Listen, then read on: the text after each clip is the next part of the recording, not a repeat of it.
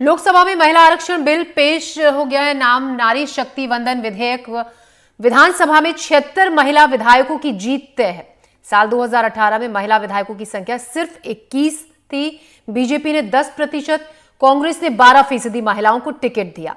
नए संसद भवन में सरकार का पहला बिल नारी शक्ति वंदन अधिनियम, इसका नाम दिया गया है। केंद्रीय कानून मंत्री अर्जुन राम मेघवाल ने इस बिल को पेश किया।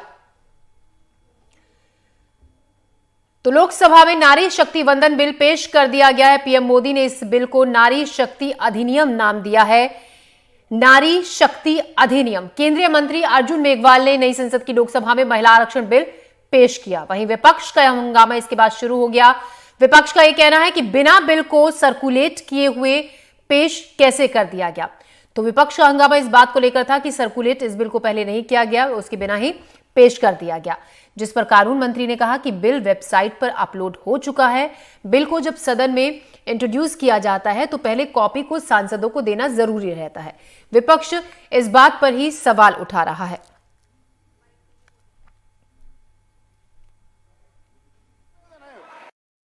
विमेन लेड डेवलपमेंट के अपने संकल्प को आगे बढ़ाते हुए हमारी सरकार आज एक प्रमुख संविधान संशोधन विधेयक प्रस्तुत कर रही है। इस विधेयक का लक्ष्य लोकसभा और विधानसभाओं में महिलाओं की भागीदारी का विस्तार करने का है। नारी शक्ति वंदन अधिनियम मैं सभी माताओं, बहनों, बेटियों को आश्वस्त करता हूं कि हम इस बिल को कानून बनाने के लिए संकल्पबद्ध है।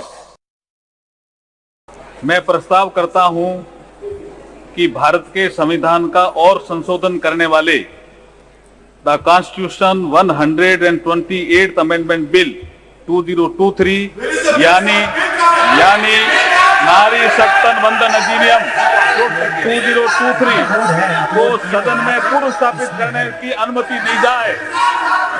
जो आरक्षण की बात हमारे प्रधानमंत्री जी अभी कहे हैं, मैं ये कहना चाहते कि महिला आरक्षण 1989 में जब राजीव जी प्रधानमंत्री थे तब स्थानीय निकायों के चुनाव में उन्होंने 1/3 आरक्षण महिलाओं के लिए सुनिश्चित किया था।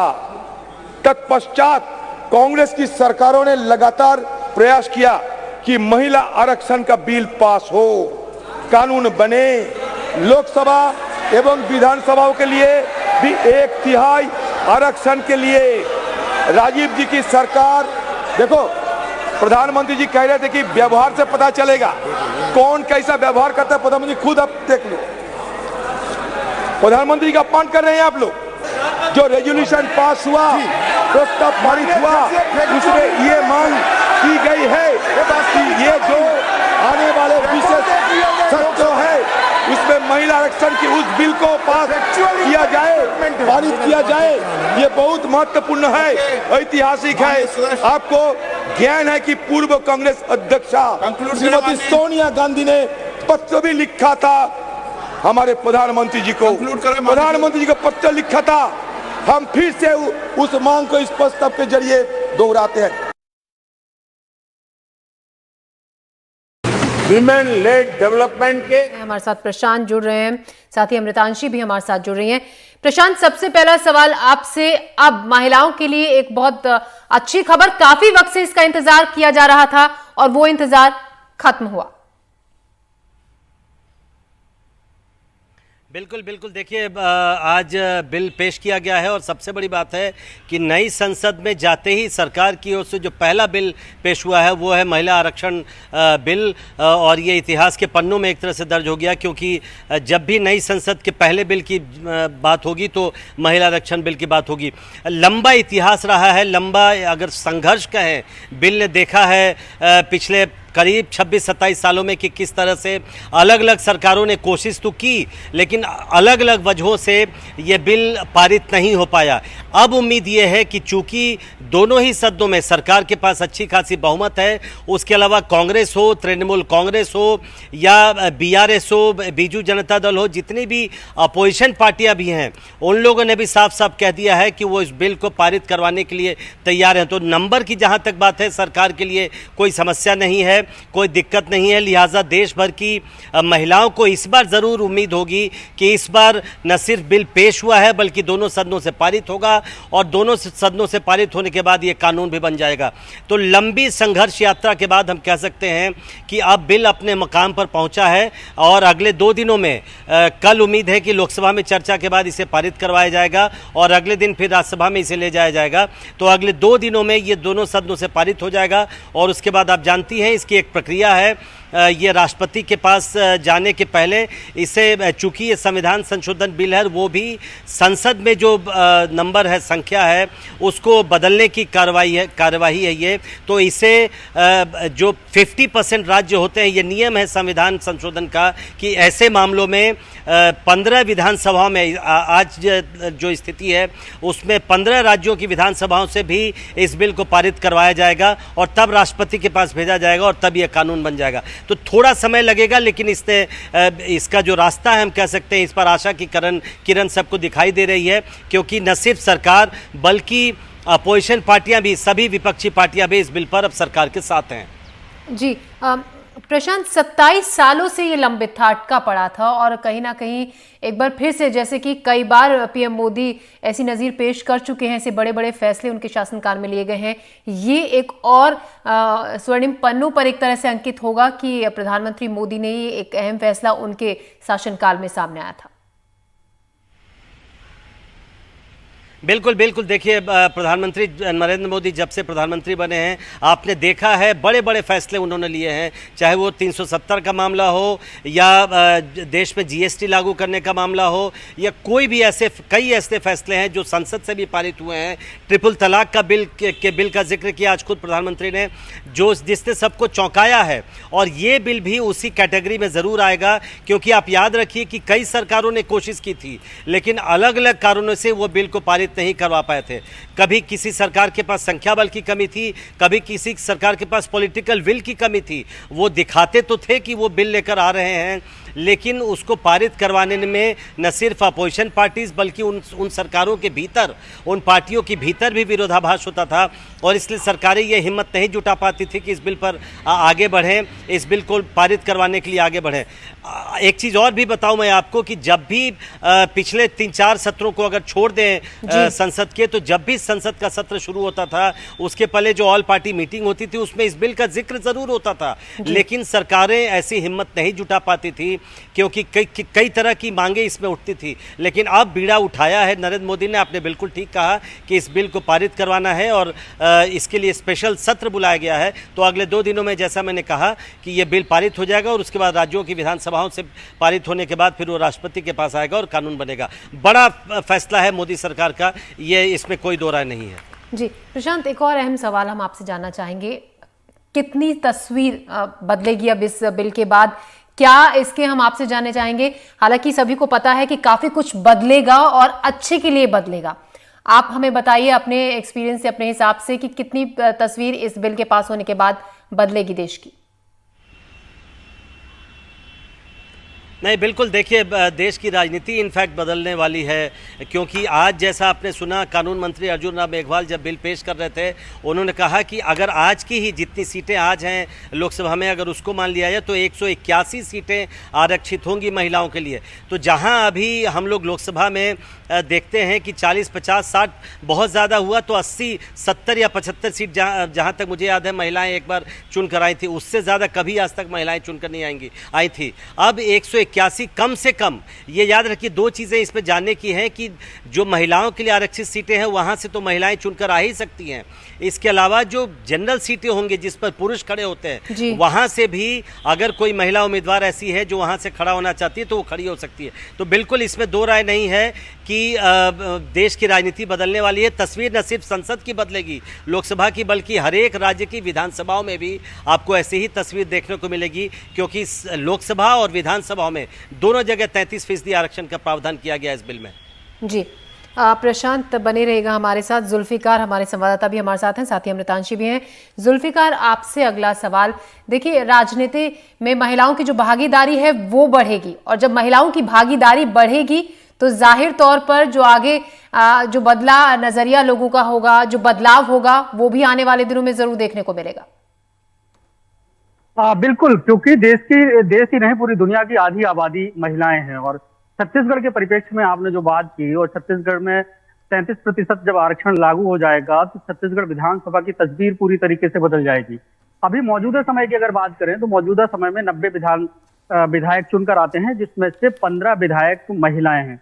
तो ऐसे में पूरी तरीके से तस्वीर बदलेगी, और एक ये भी कहा जाता है कि जहां पे महिलाओं का प्रतिनिधित्व ज्यादा होगा तो वहां पे सुचिता भी आती है, क्योंकि अगर मोनोपोली होती है और पुरुष ही पूरी संख्या में होते हैं तो बहुत सारी चीजें वहां पे पारदर्शिता नहीं रहती। लेकिन अब जब महिलाओं को आरक्षण मिल जाएगा और आधी आबादी को कंधे से कंधा मिलाकर चलने का अधिकार मिल जाएगा, तो तमाम जो तस्वीरें हैं वो बदलेंगी, क्योंकि विधानसभा हो या संसद, दोनों जगह से कानून बनना है और देश के हित के लिए कानून बनना है, देश की जनता के हित के लिए कानून बनना है। तो जब छत्तीसगढ़ विधानसभा में ये तस्वीर बदलेगी तो निश्चित तौर से आने वाले वक्त में महिलाओं को लेकर जो कानून है उनमें भी बहुत सारे बदलाव आएंगे, और उसे देखने के हम लोग गवाह बनेंगे। क्योंकि संसद में जब ये बिल पास हो जाएगा, जैसा कि हमारे सहयोगी दिल्ली से उन्होंने बताया कि अभी लोकसभा में पास होगा, फिर उसके बाद राज्यसभा में, और फिर राष्ट्रपति के साथ साथ देश की आधी विधानसभाओं से इसे पारित किया जाना है। तो अब स्थिति ये है कि इसके पास होने की संभावनाएं पूरी तरीके से हैं, क्योंकि केंद्र से अगर पास हो जाता है तो विधानसभाओं से भी इसे पूरी तरीके से पास किया जाएगा, क्योंकि कोई भी विधानसभा में अगर विपक्ष के भी लोग हों, कांग्रेस की पार्टी हो या दूसरे हो, वो इसका इतना जोखिम नहीं उठाएंगे कि वो अपनी विधानसभा से इसे रिजेक्ट कराएं या पास ना होने दें। तो ऐसे में पूरे देश की तस्वीर बदलने वाली है, और अब जब संसद में और विधानसभाओं में महिलाओं का प्रतिनिधित्व बढ़ जाएगा तो दूसरे सेक्टर में भी आने वाले वक्त में महिलाओं का प्रतिनिधित्व बढ़ेगा, चाहे वो निचले स्तर पे हो, चाहे कामकाजी महिलाओं की बात हो, चाहे इंडस्ट्री की बात हो, चाहे सरकारी दफ्तरों की बात हो। तो जब सदन से ये बात उठेगी तो निश्चित तौर से ये प्रशासनिक अमले तक भी जाएगी, और वहां पे भी महिलाओं को उनका हक मिलने की अब उम्मीद जागी है। जी, अमृतांशी हमारे साथ, हमारी संवाददाता भी बने हैं। अमृतांशी, देखिए, लगातार महिलाओं से आपकी बातचीत होती रही है, आप इलेक्शन में महिलाओं से जुड़े मुद्दों को उठाती रही हैं, बात उनसे होती है। ऐसे में क्या, सबसे पहले हम आप ही से जानना चाहेंगे, महिलाओं की किस तरह की प्रतिक्रिया आपको इसके बारे में मिली सुनने को, और अब इतनी अच्छी खबर सुनने को मिली है तो उसके बाद क्या रिएक्शन उनका? बिल्कुल, देखिए, मध्य प्रदेश वो राज्य है जहां पर सबसे ज़्यादा महिलाओं के आसपास ये राजनीति फिलहाल मौजूदा दौर में घूम रही है। लाडली बहनों की बात करें, लाडली लक्ष्मियों की बात करें, मुख्यमंत्री शिवराज सिंह चौहान पहले से ही नौकरियों में भी महिलाओं को आरक्षण दे चुके हैं। तो कहीं ना कहीं मध्य प्रदेश की स्थिति की बात करें तो यहाँ पर सरकारी नौकरियों में महिलाओं को भले ही आरक्षण अब मिल गया हो, लेकिन यहाँ पर विधानसभा की स्थिति जो है वो पिछले सालों में गिरती गई है। अगर हम बात करें 2013 में कई विधायक जो है महिलाएं चुन के आई थी, लेकिन 2018 में वो स्थिति जो है वो थोड़ी गिर गई, यानी कि विधायक कम हो गए। गिनती की अभी फिलहाल 21 विधायक जो हैं वो अभी मध्य प्रदेश विधानसभा में हैं, और यहाँ पर शिवराज सरकार की मंत्रियों की बात करें तो महिला मंत्री सिर्फ 3 हैं। अगर हम शिवराज सरकार की बात करें तो कहीं ना कहीं देखिए महिलाओं का प्रतिनिधित्व अब बढ़ना जो है वो तय माना जा रहा है। और अगर 230 विधानसभाओं में से 33% आरक्षित किया जाता है तो करीब अगर हम बात करें 70 से 75 ऐसी महिलाएं विधायकें हैं जो कि आएंगी, और ये महिला विधायक जो है जाहिर सी बात है पूरे प्रदेश की तस्वीर को बदल कर रख देने वाली है। देखिए, कहीं ना कहीं ये जो पूरी तस्वीर है ये तो बदलेगी ही, क्योंकि महिलाएं जो है बड़ी संख्या में जो है वो चुनकर आएंगी। मध्य प्रदेश के परिप्रेक्ष्य में बात करें तो ये बहुत ही महत्वपूर्ण इसलिए भी हो जाता है क्योंकि मध्य प्रदेश में आधी आबादी जो है वो काफ़ी ज़्यादा जो है वो वोट जो है वो कहीं ना कहीं तय करती है। और अब पॉलिटिक्स में महिलाएं आएंगी और प्रतिनिधित्व बढ़ेगा, और बीजेपी कांग्रेस दोनों ही हम कह सकते हैं दलों और ख़ासतौर पर अन्य दलों से भी जब महिलाएं चुन के आएंगी तो कहीं ना कहीं देखिए पूरा यहाँ पर जो है राजनीति करने का स्टाइल भी चेंज करता हुआ होता हुआ नजर आएगा, क्योंकि महिलाएं जो आएंगी कई मुद्दों को उठाएंगी। इसके पहले भी जो है मजबूती के साथ मध्य प्रदेश विधानसभा में हमने खुद देखा है कि महिलाएं कई मुद्दों को उठाती हुई नजर आई हैं जो महिला विधायक है। तो कहीं ना कहीं प्रतिनिधित्व बढ़ेगा, महिलाओं में भी देखिए कहीं ना कहीं खुशी है, क्योंकि जो एक बार बार बात कही जाती है कि जो महिलाएं हैं वो पॉलिटिक्स में नहीं आना चाहती हैं। वो पॉलिटिक्स में क्यों नहीं आना चाहती हैं? या तो वो अपने हस्बैंड के प्रेशर से आती हैं क्योंकि उस सीट को आरक्षित कर दिया जाता है। तो कहीं ना कहीं देखिए अब ये पूरी तरीके से तस्वीर बदलने वाली है और हम देख सकते हैं कि आगामी समय में कई मजबूत महिला सांसद और विधायक इस आरक्षण के जरिए आएंगी। हालांकि जैसे कि हमारे सहयोगी प्रशांत बता रहे थे कि अभी थोड़ा सा इसमें समय लगेगा, और अगर मध्य प्रदेश विधानसभा का खास सत्र इसमें लगाया जाता है या तो यहाँ से देखिए बिल पास होना यहाँ पर पूरी तरीके से तय है, क्योंकि यहाँ पर बीजेपी की सरकार है और इसको लेकर पहले ही ये विधानसभा अध्यक्ष बोल चुके हैं कि अगर कोई भी बिल यहाँ पर पास होता है, अगर सत्र लगाया जाता है तो इस परिप्रेक्ष्य में जो है आगामी पूरी रणनीति तय की जाएगी। हालांकि 2023 का जो विधानसभा चुनाव है उसमें इसका कोई खास असर पड़ता हुआ नजर नहीं आएगा, क्योंकि डिलिमिटेशन, जातिगत जनगणना और हम कह सकते हैं कई चीज़ों की जो है एक प्रक्रिया होती है इस पूरे बिल को लेकर आने के लिए। तो कहीं ना कहीं अब देखिए महिलाओं का दबदबा राजनीति में बढ़ने वाला है, और जो एक बात कही जाती थी कि महिलाएं आकर पीछे क्यों हैं राजनीति में, वो पूरी तरीके से दिखेंगे। लेकिन मध्य प्रदेश में 50% पहले से ही पंचायतों में महिला सरपंच हैं, महिला पदाधिकारी हैं पंचायतों में, और कहीं ना कहीं 33% आरक्षण नगरीय निकाय चुनाव में भी है। भोपाल की महापौर की बात करें तो वो भी महिला ही हैं। कई सांसद यहाँ से, प्रज्ञा ठाकुर, कविता पाटीदार, सुमित्रा बाल्मीकि, कई बड़े सांसद, एक महिला मुख्यमंत्री मध्य प्रदेश ने दी है उमा भारती के रूप में। तो कहीं ना कहीं यहाँ की राजनीति में महिलाओं का दबदबा रहा है, जो कि इस पर्टिकुलर बिल के बाद जो है और खासा बढ़ता हुआ नजर आएगा। जी बिल्कुल, खासा इससे बढ़ता हुआ नज़र आएगा, और आने वाले जो वक्त है उसमें तस्वीर बदलती हुई भी दिखेगी देश की कि किस तरीके से इतने बड़े फैसले के बाद अब महिलाओं की भागीदारी हर क्षेत्र में बढ़ेगी। प्रशांत, आपसे सवाल हम जानना चाहेंगे। आप हमें बताइए, अगर आगे इसको वक्त लगेगा कानून बनने में, लगभग कितना टाइम इसमें लगेगा?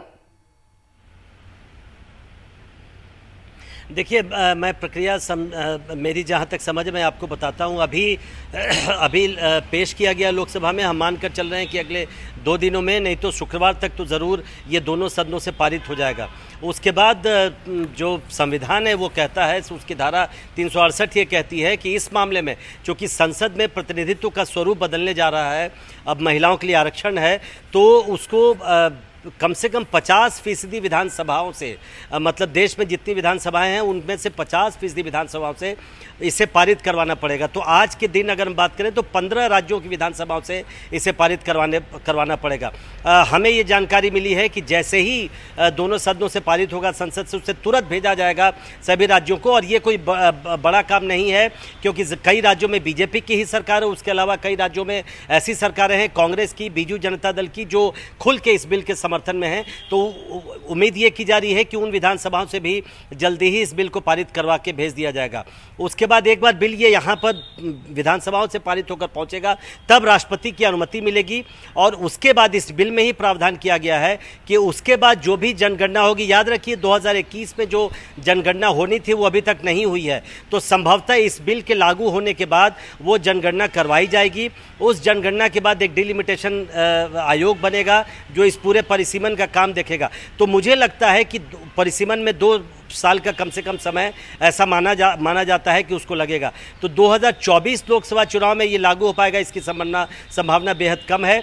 2026 या 27 के बाद जो भी चुनाव होंगे, चाहे वो विधानसभा के हों या 2029 के लोकसभा के चुनाव हो, उसमें संभवतः ये जो आरक्षण है वो लागू हो पाएगा। और उसके पहले जो विधानसभा के चुनाव है कई राज्यों में 2026 2027 के बाद, वहाँ ये लागू हो जाएगा। तो मुझे लगता है कि 2 से 3 साल का वक्त अभी इसमें और लग सकता है इस आरक्षण को लागू होने में। कम से कम 2 साल तो ज़रूर लगेगा, ऐसा लगता है। जी, तो लंबी प्रक्रिया, जैसा कि प्रशांत हमारे सहयोगी 2026 से 27 तक इसका ये कंप्लीट होगी बता रहे हैं हमें। जुल्फिकार, हम आपसे समझना चाहेंगे, अगर छत्तीसगढ़ की हम राजनीति की बात करें, उसको किस तरीके से आप लेते हैं, क्या फ़र्क आपको दिखता है इसके बाद? छत्तीसगढ़ की अगर बात करें तो छत्तीसगढ़ की राजनीति बदलने वाली है। वैसे भी अगर देखें तो मतदाताओं में की संख्या के आधार पर देखें तो छत्तीसगढ़ में महिला मतदाताओं की संख्या ज्यादा है। 9.85 मिलियन महिला मतदाता हैं और वहीं 9.82 मिलियन पुरुष मतदाता हैं। तो ऐसे में पहले से भी अगर देखा जाए तो मध्य प्रदेश के दूसरे राज्यों की तुलना में अगर देखें तो छत्तीसगढ़ में महिलाओं का विधानसभा में प्रतिनिधित्व ज्यादा है। अभी मौजूदा समय में 15 विधायक हैं, जिसमें से 12 कांग्रेस से हैं, एक बीजेपी से है, एक जनता कांग्रेस छत्तीसगढ़ जे से है और एक बसपा के विधायक हैं। तो ऐसे में छत्तीसगढ़ की स्थिति अभी अच्छी है और आने वाले वक्त, क्योंकि अभी तो होना नहीं है, जैसा प्रशांत जी ने बताया कि अभी 2 से 2.5 साल का वक्त लग जाएगा और छत्तीसगढ़ में अगर अगले जब चुनाव होंगे तो 2028 में चुनाव होने हैं और तब तक डिलिमिटेशन की प्रक्रिया भी पूरी हो जाएगी। तो उस स्थिति में छत्तीसगढ़ में सीटें भी बढ़ जाएंगी, क्योंकि अभी वर्तमान में 90 विधानसभा हैं। तो ऐसे में जो महिला वर्ग है उसमें जिस बिल को लेकर उत्साह जरूर है, क्योंकि बहुत सारे ऐसे युवतियां हैं जो राजनीति में आना चाह रही हैं, लेकिन स्कोप नजर नहीं आ रहा था। लेकिन अब जब 33% ये आरक्षण हो जाएगा तो उनके लिए एक सुनहरा अवसर है और आने वाले वक्त उन्हें किसी भी पॉलिटिकल पार्टी से जुड़कर जमीन में काम करने का मौका भी वो तलाशेंगी, क्योंकि विधानसभा में उनका प्रतिनिधित्व बढ़ सकता है। तो पूरी तरीके से छत्तीसगढ़ की तस्वीर बदलेगी। छत्तीसगढ़ ही नहीं, पूरे देश की तस्वीर बदलने वाली है, क्योंकि आधी आबादी को उसका प्रतिनिधित्व मिलना है। तो अब छत्तीसगढ़ क्योंकि आदिवासी बहुल है और यहाँ पे की अपनी अलग रीतें हैं और अलग परंपराएं हैं, उसके बावजूद महिलाओं को प्रतिनिधित्व मिलने से समाज के हर वर्ग में इसका एक सकारात्मक प्रभाव देखने को मिलेगा। जी अमृतांशी हमारी संवाददाता भी हमारे साथ बनी है। अमृतांशी, देखिए एमपी में तो वैसे ही जो शिवराज सरकार है, महिलाओं को ज़्यादातर तवज्जो दी जाती है, उनके लिए वक्त वक्त पर ऐसी नीतियां बनाई जाती हैं ताकि महिलाओं को ज़्यादा से ज़्यादा लाभ मिले और उन्हें आगे लेकर आया जाए। तो अब इसके बाद तो महिलाओं की और भी बिल्कुल महिलाओं की जो जगह है एमपी में, ख़ास तौर से वहाँ पर उनका जो रुतबा है वो और भी ज़्यादा बढ़ने वाला है आने वाले वक्त में।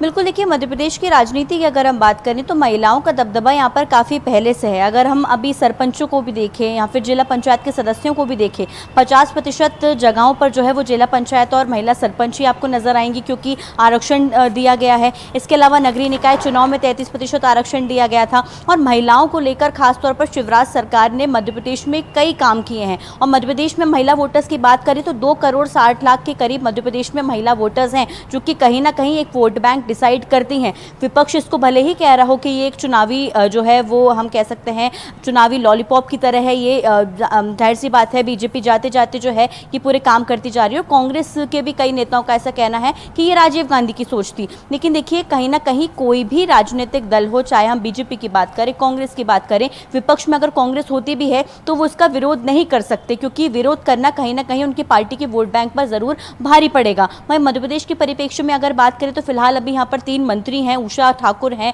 मीना सिंह जनजातीय कार्य विभाग की मंत्री हैं। इसके अलावा अगर हम बात करें दोनों जो सांसद हैं वो भी महिला ही हैं। तो कहीं ना कहीं मध्य प्रदेश में महिलाओं को हमेशा से प्रतिनिधित्व इसलिए भी दिया जाता है क्योंकि कहीं ना कहीं शिवराज सरकार और बीजेपी सरकार जानती है कि जो महिला वोटर होता है वो अगर एक बार आपके हिस्से में आ गया तो आपका जो है कहीं ना कहीं जो सत्ता की चाबी है वो आपके पास आ जाएगी और सत्ता पर आप आसानी से काबिज हो सकते हैं। इसलिए शिवराज सरकार ने भी यहाँ पर कई योजनाएं महिलाएं के लिए शुरू की। अभी हाल ही में जो राखी के पहले मुख्यमंत्री ने जो है घोषणा की है कि अब सरकारी नौकरियों में महिलाओं को भी आरक्षण दिया जाएगा साफ तौर पर। तो कहीं ना कहीं देखिए महिलाओं का प्रतिनिधित्व अब खास तौर पर बढ़ने वाला है। जैसे ही जो है महिला का प्रतिनिधित्व बढ़ेगा तो अब संसद में जो है बात करें, अगर विधानसभा में जो है बात करें अगर, तो कहीं ना कहीं महिलाओं के जो मुद्दे हैं वो अब गूंजते हुए नजर आएंगे। और जो एक स्टेप पीछे महिला रह गई थी, तो खास तौर पर युवाओं को खास तौर पर अब एक बड़ा स्कोप देखने के लिए महिलाओं के लिए आने वाले समय में दिख रहा है। जी प्रशांत, आपका दिल्ली से तमाम जानकारी के लिए, अपडेट के लिए बहुत बहुत शुक्रिया।